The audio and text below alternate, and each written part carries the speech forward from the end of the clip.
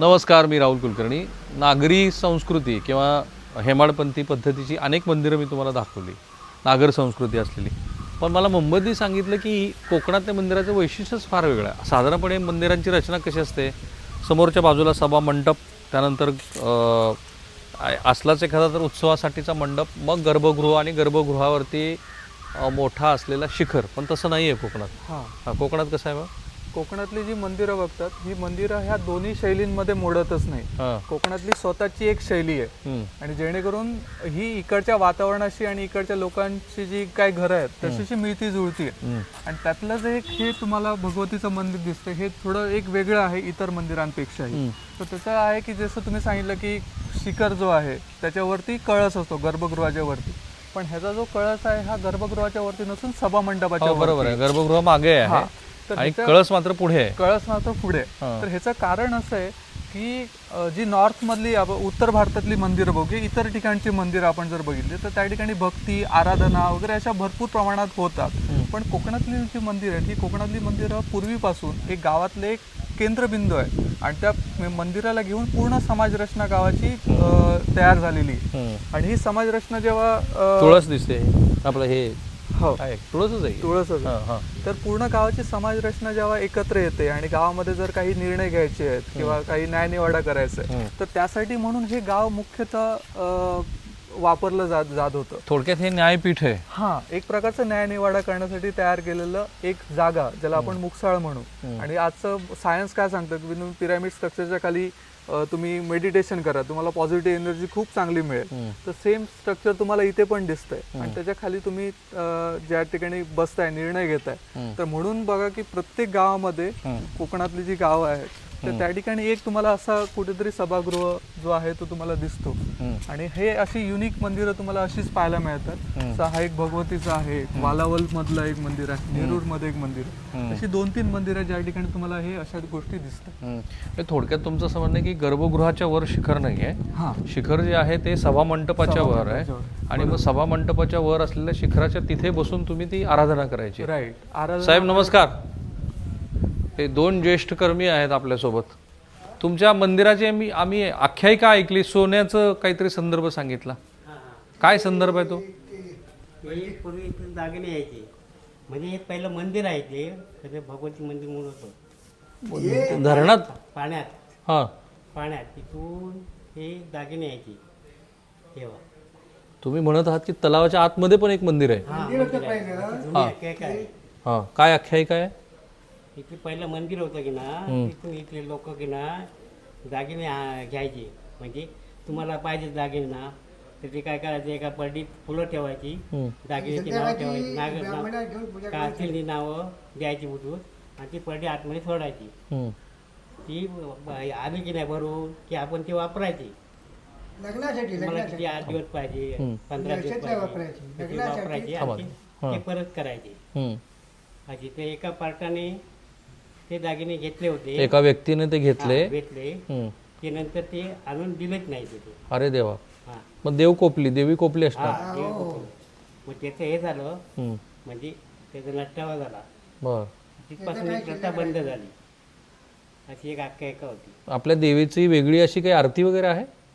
आरती वेगळी आहे देवीची आपल्या? नाही, तीच नेहमी दीर्घ. ठीक आहे. तर ह्या अशा आख्यायिका प्रत्येक ठिकाणी आपल्याला ऐकायला मिळतात. आणि कोकणामध्ये तर आहे ना, कोकणामध्ये तर बऱ्याच गूढ अद्भुत गोष्टींची संकल्पना असते. पण आपण समजून घेतोय कोकणातलं मंदिर, त्याची रचना. आता ह्या कौलारूबद्दल काय? आता मेन जे आता स्ट्रक्चर जे जर आपण बघितलं ह्या मंदिराचं, हे स्ट्रक्चर ज्या रीतीने हे डिझाईन केले गेले, तर ह्यामध्ये ते स्थानिक कारागीर आहेत, त्यांनी केलेली कलाचं हे तुम्हाला उत्तम उदाहरण इथे दिसेल.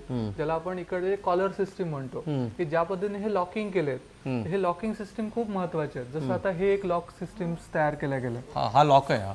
वरचा जो तुम्हाला दिसतोय त्याला पाशीट आम्ही म्हणतो इकडच्या लोकल लँग्वेज मध्ये, आणि मोरावा जो म्हणतो. कुठे तो मोरादो? इथेच दिसतो बघा, हे जे दिसतंय सगळे लॉकिंग केलेले हे अर्थक्वेक रेजिस्टन्स लॉकिंग्स आहेत. म्हणजे ह्या 3 प्रकारे ह्याला लॉक करतात. एक जो मधलं लाकूड गेलंय त्याच्या आतमध्ये हे असं पूर्ण पोखरून आतमध्ये बसवलंय आणि साईडला जे तुम्हाला अशा 2 की दिसत आहेत पट्ट्या, त्या की आहेत बेसिकली. जोपर्यंत ते की काढत नाहीत आणि त्याला असं लिफ्ट करत नाही अपोजिट द ग्रॅव्हिटी, तोपर्यंत ते लॉक निघणार नाही. तर त्यामुळे जेवढं ते वरनं दाब येतोय तेवढं ते अजून फिक्स लॉक होत जातं. तर अशा पद्धतीचे लॉकिंग सिस्टीम ह्या इकडच्या सुतारांनी तयार केलेली लॉकिंग सिस्टीम, आणि म्हणून ते भूकंपरोधक आहेत. हा भूकंपरोधक आहे. कारण सेस्मिक झोन 3 मध्ये कोकण किनारपट्टी आहे ते, बरोबर. आणि म्हणून सेस्मिक झोनचे जे 5 टप्पे आहेत, मी ज्या मराठवाड्यातला आहे ते सेस्मिक झोन डी मध्ये आहे, पण हे सेस्मिक झोन 3 मध्ये आहे, आणि त्यामुळे इथे अजूनमधून भूकंपाचे धक्के बसत आणि अजून एक उत्तम उदाहरण म्हणजे जी आपण कोकणात जी मंदिरं बघतो, ही मंदिर ही गावाची त्या तिकडच्या भौगोलिक याची एक काय म्हणतो त्याला की आरसा आहे. ज्यावेळेला आपण मंदिर नष्ट होतं त्यावेळेला हे जे काही गोष्टी आहेत, तिकडची संस्कृती म्हणा, तिकडचा इतिहास, हे सगळ्या गोष्टी नष्ट होतात. बरोबर. एक छोटंसं उदाहरण जर तुम्ही बघितलं तर ह्या मंदिराच्या ह्याच्यामध्ये 3 हे प्राणी कोरले. कुठे? हे बघा, हे समोर जे दिसतंय तुम्हाला इथे राईट साईडला तुमच्या, हो, हा इथे एक प्राणी, हा एक आहे, इकडे एक समोर पण एक आहे, आणि हा पण एक इथे. तिकडे हत्ती दिसतोय का? हत्ती नव्हे, हा काय प्राणी आहे? तो सिंह, कासवासारखा पण वेगळ्याच पद्धतीचा, वेगळा सिंह त्या टाइप मिक्सचर आहे ते, सिंह आणि कासवाचं मिक्सचर आहे. इथे हत्ती आहे. पण ह्या सगळ्यांमध्ये एक सिमिलर गोष्ट तुम्हाला काय दिसते, तर ह्या तिघांची तोंड उघडी आहेत. ओके. जर आजकालचा जर आपण कारागीर बघू तर तो कारागीर काय करणार की जर एवढं कारागीर त्याला पोखरा, त्याचं तोंड ओपन करा, म्हणजे ह्या गोष्टी कशाला करायच्या, सरळ तोंड बंद केलं असतं तरी पण चाललं असतं. तर हे करण्यामागचं कारण काय की जर एखाद्या प्राण्याच्या भागावर जर आपण प्रेशर दिला, पाठीवर प्रेशर दिला, तर ऑटोमॅटिकली तो त्याचं तोंड उघडतो. ओके. तर ही एवढी मायन्यूट डिटेलिंग पण ह्या मंदिरामध्ये तयार केली गेली. हा एवढा छोटासा विचार पण आपण कधी करत नाही. त्यानंतर इथे पण बघा, ह्या प्राण्याच्या बाजूला एक सैनिक आहे, इकडे एक सैनिक आहे ज्याच्या हातामध्ये एक शस्त्र आहे, आणि त्याच्या अपोजिट साइडला पण एक सैनिक आहे, त्याच्या हातामध्ये शस्त्र आहे. तर ह्या भागाला जो शस्त्र आहे त्याला दांडपट्टा आहे बघा, तो पूर्ण मुठीपर्यंत हे केलंय, आणि ह्या साईडला आहे त्याला तलवार आहे. तर कुठलीही जी मंदिरं बघतो आपण, ही मंदिरं जोपर्यंत इकडे अस्तित्वात नाहीयेत ज्या गोष्टी, तोपर्यंत त्या कोरल्या जात नाही. कारण की ते बघण्यासाठी आजकालची मीडिया नव्हती किंवा सोशल मीडिया आपल्याकडे नव्हती की त्यांनी व्हिज्युअलाइज न करता ते ठेवतील. तर त्यांना प्रत्येक गोष्टी जोपर्यंत ते बघतायत स्वतः त्यावेळेलाच ते करू शकतील. तर म्हणजे त्यावेळेला असणारे इकडे दानपट्टा चालवणारे कोणी सैनिक असणार किंवा कारागीर असणार, तर मग हा जो इतिहास आहे, जर हा नष्ट झाला तर हा इतिहास पण त्याच्यासोबत नष्ट होतो. तर त्यासाठी प्रत्येक जो एलिमेंट आहे मंदिराचा, तो मंदिराचा एलिमेंट काही ना काहीतरी प्रतिबिंबित करतो, काहीतरी सांगण्याचा प्रयत्न करतो. मोहम्मद, तुमचं पूर्ण नाव काय? मोहम्मद शेख. मोहम्मद, गाव तुमचं मोहम्मद? माझं आता हेच गाव आहे धामापूर. माझं मूळ गाव आरवली, शिरोडा आरवली. हो, बघितलं मी. हो. आरवलीचं पण काहीतरी वैशिष्ट्य मला सांगितलं लोकांनी. वेतोबाचं मंदिर आहे तिकडे, ते पण खूप जुनं मंदिर आहे. आता त्यांनी ते रिनोव्हेट केलं. तर ही जी कोकणी अशी वेगळी मंदिरांची शैली आहे, तिला काही नाव आहे असं वैशिष्ट्य? नाही, अजून नाव तर नाही आहे त्याचं, पण ह्याला एक कोकणी शैलीतलीच मंदिर आपण म्हणू शकतो. राईट. बघा ना, कोकणाचा हा जो अति पावसाचा प्रदेश आहे, 3,000-1,000 मिलीमीटरचा इथे पाऊस पडतो, आणि कोकणात आल्यानंतर हे जे डोळ्याला विलोभनीय असं वाटणारं रंगीबेरंगी उंच उंच नारळाची, काजूची झाडं, आणि त्यावर ही कौलारू घरं, समोर नारळाच्या झाडाबरोबरच केळीची झाडं, आणि त्याबरोबरच ही अशी सुंदर मंदिरं, एक वेगळ्या प्रकारची मनामध्ये प्रसन्नता येते. पण मला मोहम्मद आणखीन एका मंदिराचं वैशिष्ट्य सांगणार आहे, ते आहे वारुळाचं मंदिर, बरोबर? हो. तर ह्याचं वैशिष्ट्य काय? सातेरी देवीचं मंदिर. तर आपल्या ज्या ज्या ठिकाणी गावं आहेत त्या ठिकाणी आपल्याला एक सातेरी मंदिर आहे आपल्याला असं दिसतं. आणि ह्या मंदिरांमध्ये मूर्तीच्या सातेरी म्हणजे वारुळ आहे. हा. तर ह्या ठिकाणी वारुळाची पूजा केली जाते. तर वारुळाची पूजा का? तर वारुळ हे जे आपण त्याला टर्माइट म्हणू किंवा वाळवी म्हणू, ही आपल्या इकोसिस्टीम मधला पण एक खूप महत्वाचा घटक आहे, पण आपण त्या दृष्टिकोनातून कधी बघितला नाही. आणि दुसरं सर्वात महत्वाचं कारण म्हणजे जे वारुळ आहे, हे वारुळ हे इंडिकेट आहे की फर्टाईल सॉइल आणि भूजल पातळीचं, पाण्याच्या पातळीचं. तर त्यासाठी म्हणून हे इंडिकेटर आहे. तर आपण म्हणू की पाणी आणि संस्कृती ह्या एकाच नाण्याच्या 2 बाजू आहेत. बरोबर. पण ह्या ठिकाणी वेगळं होऊन जातं, कारण की कोकणामध्ये 3,000 जरी mm पाऊस पडला तरी पावसाळ्यानंतरचा जो भाग आहे तो तेवढा पाणी त्यावेळेला नसतं त्या भागांमध्ये. तर हे जोपर्यंत आपण पाणी साठवत नाही तोपर्यंत इथे पाणी राहणार नाही. कारण कोकणातली मातीची टेंडन्सी आहे पाणी धरण्याची ही जवळजवळ 0%. 0% बरोबर. तर त्यामुळे पाणी धरण्यासाठी इथे तलाव बांधली पाहिजे आणि ज्या ज्या ठिकाणी तलाव बांधली गेली तर त्याच्या आजूबाजूला तुम्हाला एक ना एक सातेरीचं मंदिर दिसेल आणि ज्या ठिकाणी इथे वारुळाची पूजा करतात. राईट. म्हणजे ज्या वेळेला तुम्हाला इथे वस्ती करायची आहे गावामध्ये तर तुम्हाला पहिले महत्वाचं काय की तिथे फर्टाईल सॉइल पाहिजे आणि पाणी पाहिजे. तर मी पूजा का केली कारण हे निसर्ग पूजेचं मोठं उदाहरण आहे. आपल्या निसर्गामध्ये जे जे काही आहे त्याची पूजा करा. म्हणजे आपल्याकडे आप वायू वगैरे हे जे संदर्भ आले आपल्या पूर्वजांनी आणलेले आणि त्यांना काही विस्मयकारी गोष्टी वाटल्या. म्हणजे पवन, त्याच्यानंतर सूर्यदेवता, पावसाच्या देवताचं आपण केलेलं पूजन हे त्याचंच होतं काय. आणि म्हणून बघा ना ह्या सुंदर अशा देवी भगवती मंदिर जे धामापूरचं मंदिर आहे त्या मंदिराच्या शेजारीच असलेलं हे जे मोहम्मदनी मला आता सांगितलेलं मंदिर आहे, असे मंदिरं ही आपली संस्कृती आणि हे कोकणाचं वैशिष्ट्य आहे. म्हणजे कोकणात किनारपट्टीवरती तर तुम्ही जरूर या त्याचा आनंद घ्या. पण ही इथली लोकसंस्कृतीतले अविभाज्य असलेले घटक, इथली झाडं झुडपं, माणसं, मोहम्मद, अशा सगळ्या लोकांना तुम्ही भेटा. मोहम्मद अजून काही राहिलं मंदिराबद्दल सांगायचं? एक दुसरं अजून एक मंदिर आहे नारायणाचं मंदिर. बरं, हां, त्याच्याबद्दल पण आपण सांगा. हा, काय वैशिष्ट्य नारायणाच्या मंदिराचं आपण प्रत्यक्षात सांगा ना. आपण जातोच आहे, सांगा मला. अशी मंदिरं किती असतील मोहम्मद ह्या परिसरामध्ये? प्रत्येक गावामध्ये एक माणूस झाला 4-5 मंदिर आरामात सापडतात. इतका सुगंध इथे आता मला येतोय उदबत्तीचा आणि त्यासोबतच ह्या परिसरातला स्वतःचा ह्या मातीचा गंध, पाना फुलांचा गंध. आणि अच्छा हां, हे मंदिर आहे. हा, एक पुढे किती मंदिर असतील म्हणाले? एक साधारण प्रत्येक गावामध्ये माणूस झाला 4-5 मंदिर तर असतातच, किंबहुना त्याच्याहून जास्तच असतील. बरं. आता हे 3-1 हजार मिलीमीटर जेव्हा पाऊस पडतो हो तेव्हा ह्या कौलारूंपेक्षा नवीन काही रचना आता हल्ली लोक अडॉप्ट करतात की ही नाही? ऍक्च्युली ही रचना खूप सुंदर आहे, पण सध्या जो प्रॉब्लेम माकडांचा आहे किंवा जे आता मायग्रेशन इथे चाललंय तर मायग्रेशनमुळे जे रिपेअर करण्याच्या गोष्टी आहेत त्या सध्या होत नाहीत आणि मग लोक स्लॅब घालतात. तो स्लॅबचा काहीच यूज नाही कारण की 3000 mm पाऊस पडल्यानंतर तो स्लॅब नेहमी गळतोच. एक मिनिट. बऱ्याच प्रेक्षकांना असं वाटलं त्या दिवशी सरकारने एक GR काढला की माकडं पकडा आणि त्यांना जंगलामध्ये नेऊन सोडून द्या आणि त्याच्यावर मीम्स पण बनले. काही लोकांनी त्यावरती टीका टिप्पणी केली. कोकणात आल्याबरोबर तुमच्या लक्षात आलं पाहिजे की ते संदर्भ हे मराठवाड्यासाठी नाहीत, ते कोकणासाठी आहेत. कारण कोकणामध्ये माकडांची समस्या खूप गहन झालेली आहे आणि म्हणून त्यांना पकडून सोडण्यासाठी आता 500 रुपये वगैरे सरकारने दिलेत आणि हे देवनारायणाचं मंदिर आहे. बरोबर. हो, इंटरेस्टिंग आहे. भागवती पुढे आणि देवनारायण मंदिर माग आहे. कसं काय? कारण की ही प्रत्येक ह्याची वेगवेगळी स्टोरीज आहेत. जसं आता ह्याची स्टोरी काय मग? हे नारायण मंदिर आपण आतमध्ये गेल्यावर तुम्हाला मी दाखवतो की हे नारायण मंदिर पण ही किंबहुना आता ह्याचे जर आपण रेफरन्सेस काढले. वाह, काय मूर्ती आहे. वा वा.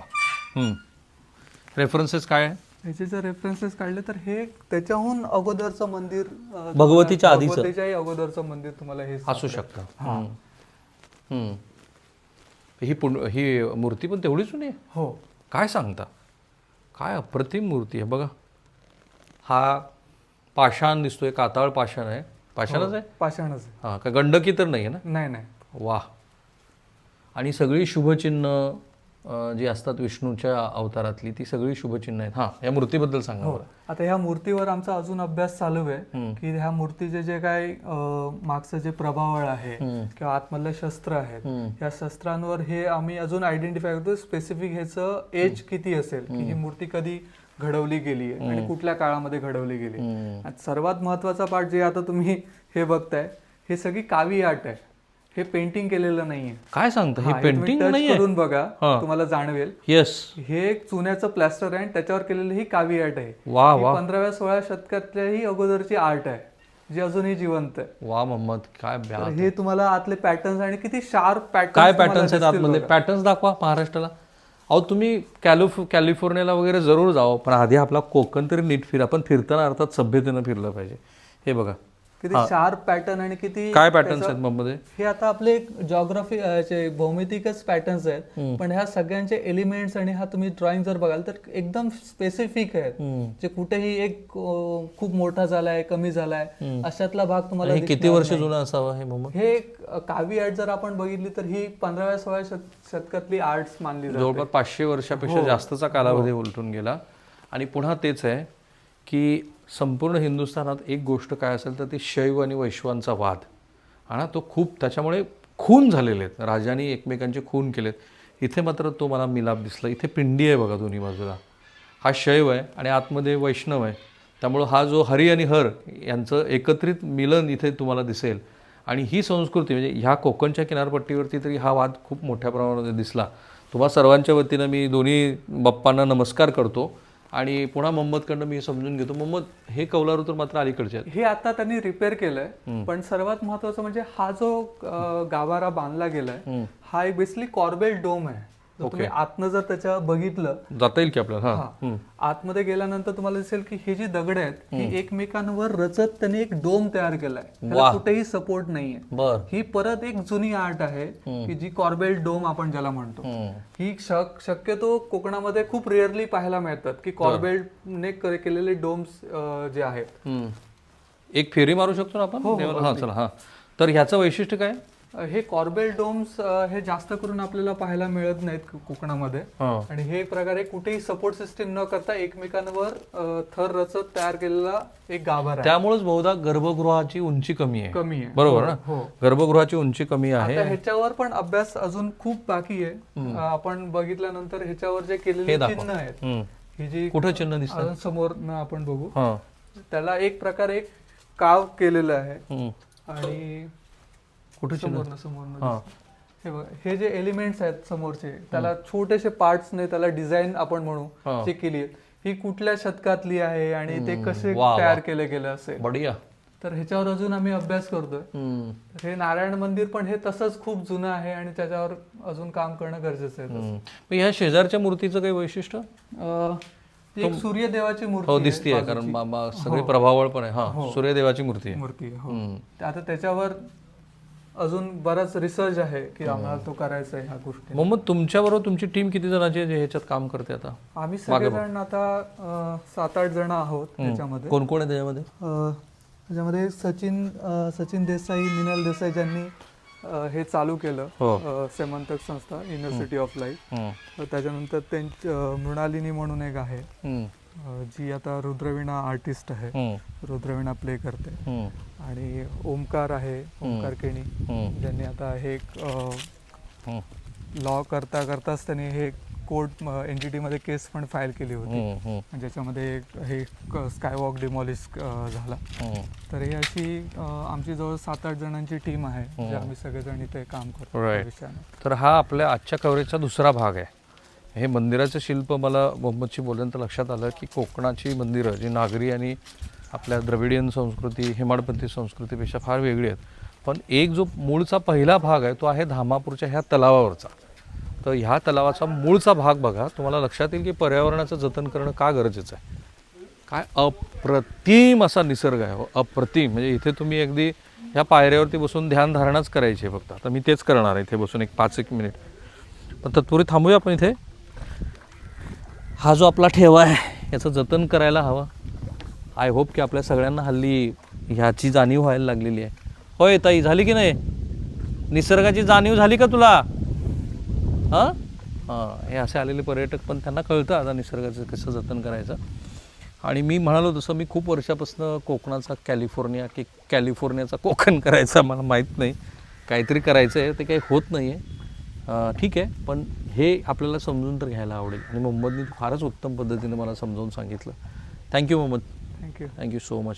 कॅमेरामन निकेतन माळेचा मी राहुल कुलकर्णी, NDTV मराठी, धामापूर.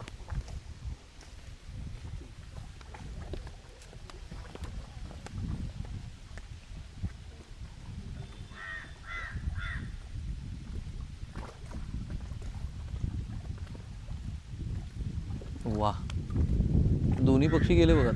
हो, आता असतील इथे सकाळच्या वेळेला.